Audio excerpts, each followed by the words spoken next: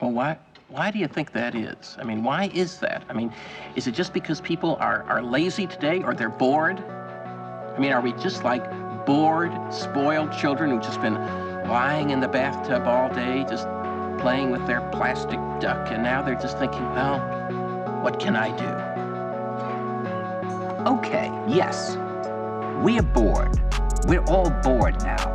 But has it ever occurred to you, Wally, that the process that creates this boredom that we see in the world now may very well be a self-perpetuating, unconscious form of brainwashing created by a world totalitarian government based on money, and that all of this is much more dangerous than one thinks? And it's not just a question of individual survival, Wally, but that somebody who's bored is asleep, and somebody who's asleep will not say no?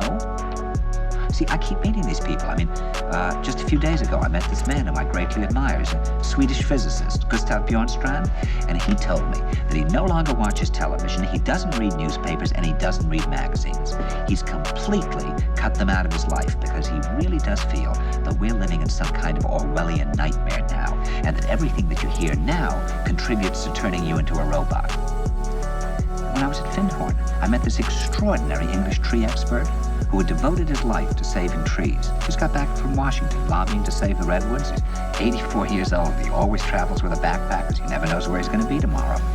And when I met him at Findhorn, he said to me, "Where are you from?" And I said, "New York." He said, "Ah, New York, yes, that's a very interesting place. Do you know a lot of New Yorkers who keep talking about the fact that they want to leave but never do?" And I said, "Oh, yes." And he said, "Why do you think they don't leave?"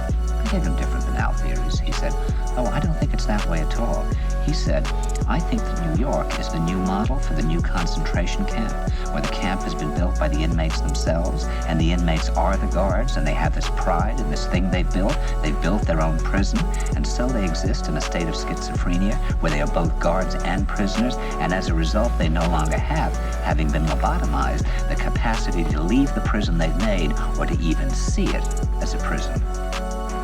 And then he went into his pocket and he took out a seed for a tree and he said, "This is a pine tree." He put it in my hand and he said, "Escape before it's too late." See, actually for 2 or 3 years now, Chiquita and I have had this very unpleasant feeling that we really should get out. That we really should feel like Jews in Germany in the late 30s. Get out of here. Of course, the problem is where to go, because it seems quite obvious that the whole world is going in the same direction.